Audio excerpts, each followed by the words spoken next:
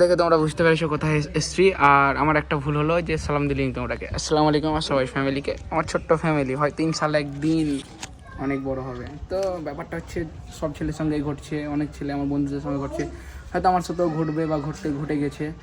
তো যারাই তোমরা বিয়ে করছো বা বিয়ে করবা, লাভ ম্যারেজ করো অ্যারেঞ্জ ম্যারেজ করো, একবার তোমাদের শাশুড়িকে অবশ্যই দেখে নিও কেমন।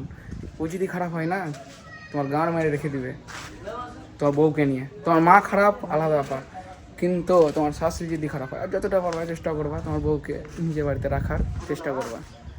এই জন্যই এইটুকুই বলা। দেখতে পাচ্ছ একজনে যেমন মেরে রেখে দিয়েছে ছেলেটা মুখে শুনবা। চলো, অনেকের সঙ্গে ঘটছে, শাশুড়ি খারাপ মানে সব খারাপ। বলো ইমরান দা, তোমার খবর কি? তোমার শাশুড়ি কেমন ছিল? মেরে দিয়েছে বলে তোমার?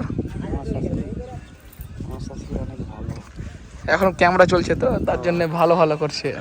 আর এক্স শাশুড়ি এর কেমন ছিল জিজ্ঞাসা করতে, এক্স শাশুড়ি কেমন ছিল? আরে ক্যামেরাতে সবাই বলছে ভালো ছিল, মানে বুঝতে পারছো, তার জন্য বউকে তুমি ঠিক করতে পারবা। তোমার শাশুড়ির সঙ্গে ধরো, তোমার বউয়ের সঙ্গে ঝামেলা হলো, তোমার বউ যে বললো, তোমার শাশুড়ি কি বলবে?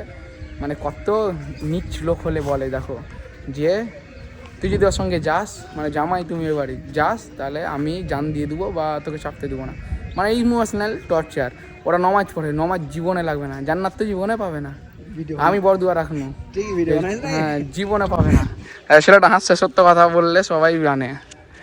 দেখতে পাচ্ছ রাজবাড়ি তোমাদের, আমাদের কিছুই না মারা, আছি আজ আছি কাল নাই। আমার যেটা সমস্যা আমাদের সবারই ছেলেদের হচ্ছে, তো তোমরা অবশ্যই সমাধানটা বলিও। দেখতে পাচ্ছ আজকে হচ্ছে 26 তারিখ, আমাদের নবীর কি আছে আমার জানা নাই, মুসলিম হয়েও এটা আমার লজ্জিত। তোমরা জানলে অবশ্যই জানাবা। দেখতে পাচ্ছ অনেকে আছে, অনেক কিছু পড়ে এসছে, ভালো লাগছে।